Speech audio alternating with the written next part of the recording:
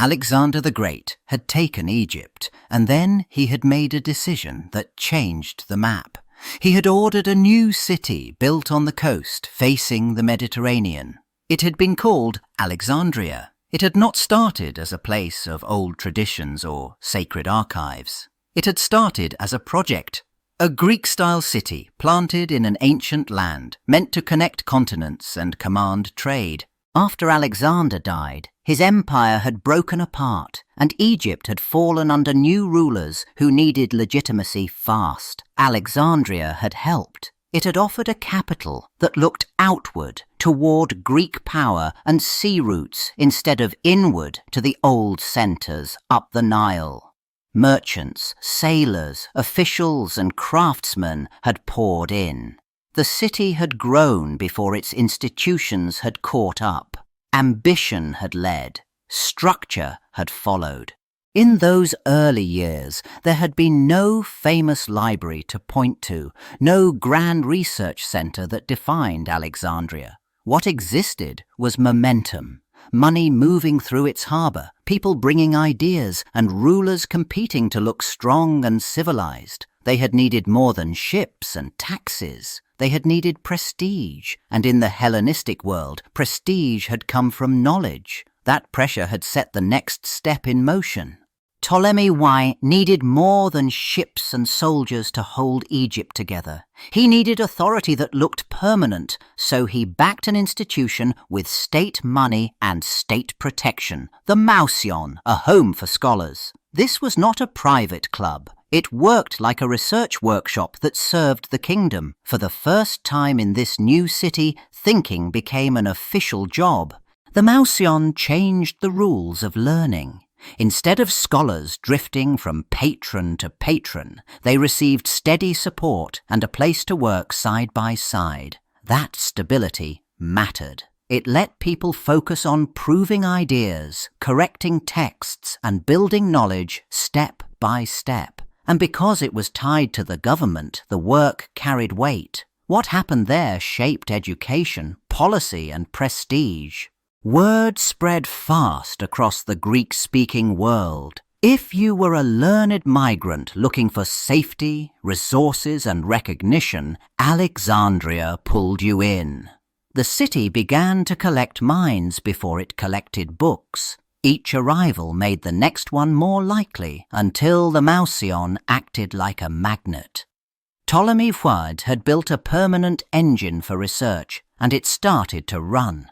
Ptolemy II inherited the Mausion and then pushed it further. Scholars already gathered in Alexandria, but their work depended on one thing: texts. So he created a library to feed that need, and he treated it like a state project, not a private hobby. Books became policy. The goal was simple and extreme. Get every important work that existed, then keep it available for study in one place. That ambition demanded action. Agents of the king searched markets, ports, and other cities for scrolls worth owning. When books arrived, they were not just stored, they were copied. Originals could be kept, and duplicates could circulate, making Alexandria a hub that produced texts as much as it collected them. This program did not wait for donations. It competed, negotiated, bought, and, when needed, pressured rivals in the book trade. The library also faced a barrier that money could not solve: language. Knowledge from Egypt, Persia, and the wider Near East did not arrive in Greek, and the scholars at the Mausion worked in Greek, so translation became part of the collecting machine. Works were brought in, rendered into Greek, and aligned with the library's growing archive. The result changed Alexandria's purpose. It became a place where the world's writing was turned into shared scholarship. By the time the library's collecting machine gathered speed, something else happened. The place stopped being just a storehouse and became a working centre of thinking. Scholars arrived with different habits and different training, and the library forced them into the same conversation. Ideas needed to be checked, compared, and made clear. That pressure changed how learning worked. Knowledge no longer lived only in scattered scrolls. It started to become a system. In that setting, a mathematician named Euclid shaped geometry into a clean structure. He did not simply list results. He arranged them so each step followed from the one before it, starting from basic definitions and shared rules. It sounded simple, but it changed everything. It meant a student could retrace an argument and test it. Mathematics became something you could rebuild, not just memorize from authority. And as the shelves filled, another problem grew urgent, finding anything at all. A scholar named Callimachus tackled that crisis by creating a new kind of guide to the collection. He sorted works by subject, named authors, and recorded key details so readers could locate texts and judge what they were. It was not glamorous work, but it was decisive. Without organization, the library overwhelmed the mind. With it, knowledge became searchable. The library's next leap came under a new chief librarian, Eratosthenes. He was not a royal official collecting trophies. He worked like a scientist, and he treated the library like a workshop. He compared reports, checked claims, and pushed scholars to show how they knew what they said. Under his lead, collecting books mattered less than what those books allowed people to prove. Eratosthenes chased a question most people never tested: how big Earth really was. He heard that at one place in Egypt, at noon on a certain day, the sun stood straight overhead.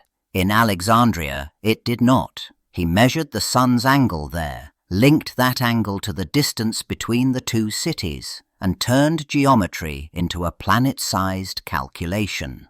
The number he produced came close to the real size of Earth, and the result mattered beyond math. It showed what Alexandria's library could do when it demanded standards, careful measurement, clear methods, and results that could be checked. That discipline changed the institution's reputation. It did not just preserve older knowledge, it generated new knowledge, and it did so in public view. The library's success created a new problem: scale. Scrolls kept arriving, and scholarship kept multiplying, but the original centre near the palace could not stay the only place that held Alexandria's written memory. So the city expanded its idea of what a library could be. A second collection took shape at the Serapeum, tied to a major religious complex. It worked like an extension, still part of the same machine, but no longer in one single location. This daughter library changed how knowledge moved through Alexandria. Copies and overflow collections could be stored, consulted, and organized without every request funneling back to the palace. That eased pressure on the main archive and reduced the risk of losing access when politics or security tightened around the royal quarter. It also made the library's work feel less like a private treasure and more like a city-wide resource. Alexandria's scholarship gained a second anchor, and the consequences went beyond convenience. By spreading scrolls between sites, the librarians built redundancy, an early form of backup, even if they never used that word. A text that existed in more than one place became harder to erase by accident, theft, or simple decay. The Serapeum collection also widened the library's reach, pulling new readers into its orbit and keeping the flow of copying and sorting alive. Alexandria did not just grow a library, it grew a network.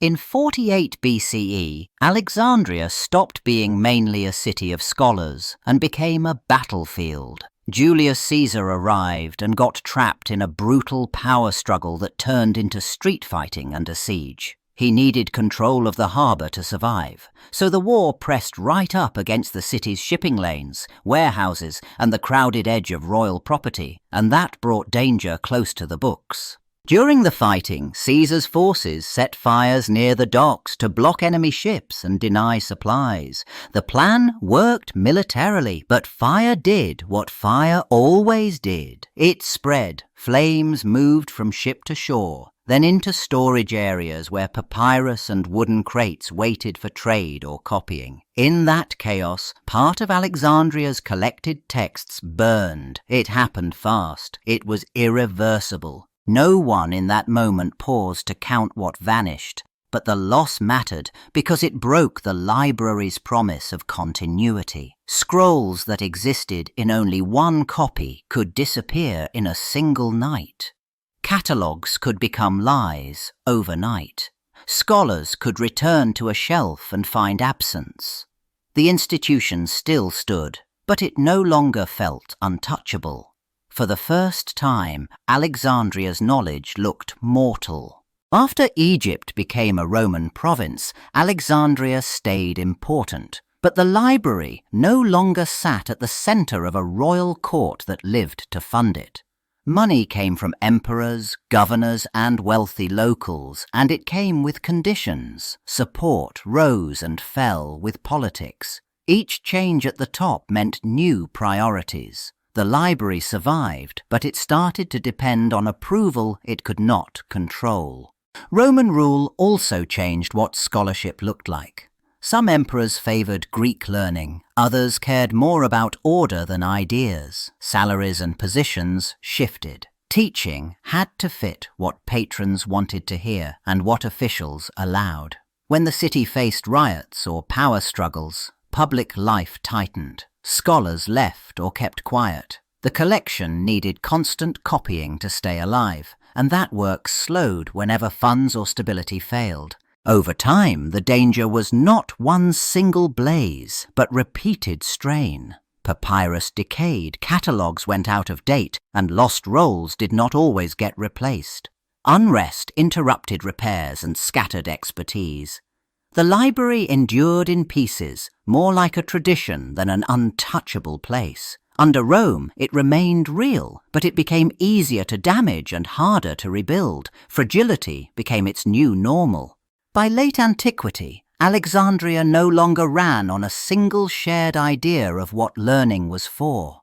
Power shifted toward churches and bishops, while old civic institutions lost money and protection. That change hit scholarship first. Teachers depended on stability, and stability depended on who controlled the streets.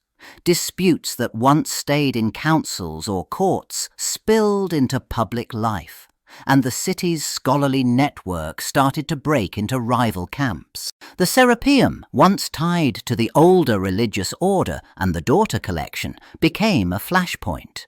When religious conflict sharpened, the temple and its associated learning did not look neutral anymore. It looked like a political symbol. Imperial policy increasingly favored Christian authority, and local leaders pushed harder. Violence followed. In the end, the Serapeum fell, and whatever books remained there lost their shelter, their caretakers, and their legal standing. After that, the library did not end with one famous blaze or one clear date. It ended the way institutions often did, by becoming impossible to operate. Without secure buildings, without steady funding, without officials whose job was to copy and catalogue, collections scattered and decayed. Scholars left or stayed quiet. Alexandria still produced thinkers, but the old machine that had organized knowledge for centuries stopped functioning. The library disappeared as an institution. The Library of Alexandria did not survive as a building or an institution. It survived as an idea. For centuries, it stood in people's minds as the place that once tried to gather every book worth having and then lost it. That loss kept returning as a warning. Knowledge could disappear, not slowly but suddenly. The name Alexandria stopped meaning only a city. It meant a test of memory. That symbol gained a new, modern form in the Bibliotheca Alexandrina, a major library built in Alexandria and opened in 2002. It did not claim to recover the ancient shelves. It aimed to revive the purpose, to collect, protect, and share learning across borders. It connected local education to international research, and it treated access as part of preservation. The point was not nostalgia. The point was continuity. But the mission changed with the medium. Ancient Alexandria chased papyrus rolls, copied by hand, vulnerable to fire, damp and neglect. The modern world chased digital files, easy to duplicate, easy to spread, and still easy to lose. Servers failed. Formats became unreadable. Politics still shaped what got saved. The old dream returned in a new language, not one library holding everything, but many systems keeping it alive.